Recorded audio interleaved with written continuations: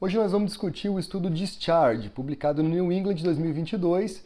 Esse foi um estudo que se propôs a avaliar uma estratégia inicial de investigar a doença coronária com angiotomografia de coronárias e não com cateterismo cardíaco, mesmo quando o paciente tivesse essa indicação de cateterismo. Bom, então foi um ensaio clínico multicêntrico conduzido por investigadores na Alemanha, e os pacientes eram randomizados para um grupo investigação de doença coronária estável, síndrome coronária crônica, com cateterismo cardíaco, a angiografia coronária invasiva, ou com angio-TC de coronárias. Então, era um estudo que avaliava essa comparação entre angiotomo de coronárias e cateterismo cardíaco, sinal de coronariografia, mas não era um estudo para comparar método, e sim para comparar essa estratégia inicial de investigação. Ou seja, caso fosse identificada doença coronária na angiotomografia de coronárias, o paciente poderia ir para o cateterismo e fazer um procedimento de revascularização. Bom, a pergunta do estudo era se a estratégia de angiotomo primeiro era melhor do que a estratégia de cateterismo cardíaco primeiro. Resultado, vamos lá, mais de 3.500 pacientes incluídos e o resultado foi neutro, não houve superioridade de nenhum dos grupos sobre o outro, cateterismo ou angiotomo de coronárias, em relação a desfechos duros, morte cardiovascular, infarto não fatal e AVC não fatal ao longo de 3 anos de seguimento. Bom, o estudo mostrou ainda um MACE, um combinado de eventos cardíacos adversos maiores, expandido. MACE expandido seria alguns desfechos desses importantes, mais as complicações relacionadas ao procedimento de revascularização. E aí, claro, teve mais MACE, desse MACE expandido, no grupo cateterismo cardíaco. O que a gente pode inferir desses resultados? Vamos lá.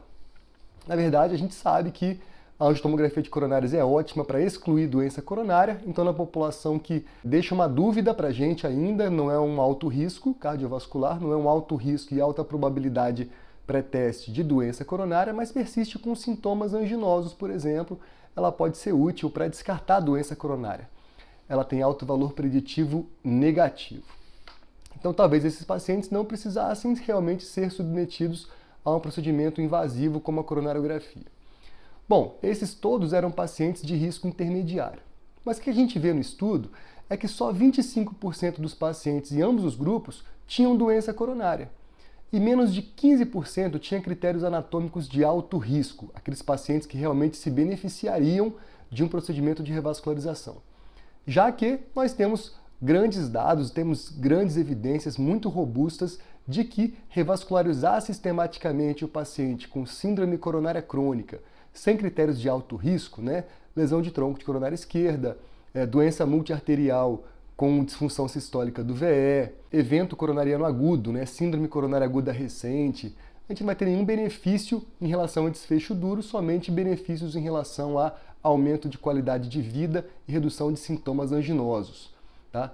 Mas o estudo foi conduzido, teve seu período de recrutamento de 2015 a 2019, portanto antes da publicação do Isquímia, que mostrou de forma bem atualizada, de forma bem contemporânea, esses dados que a gente já conhecia desde o Courage lá atrás, de que não há grandes benefícios em desfechos duros na revascularização sistemática dos pacientes com síndrome coronária crônica.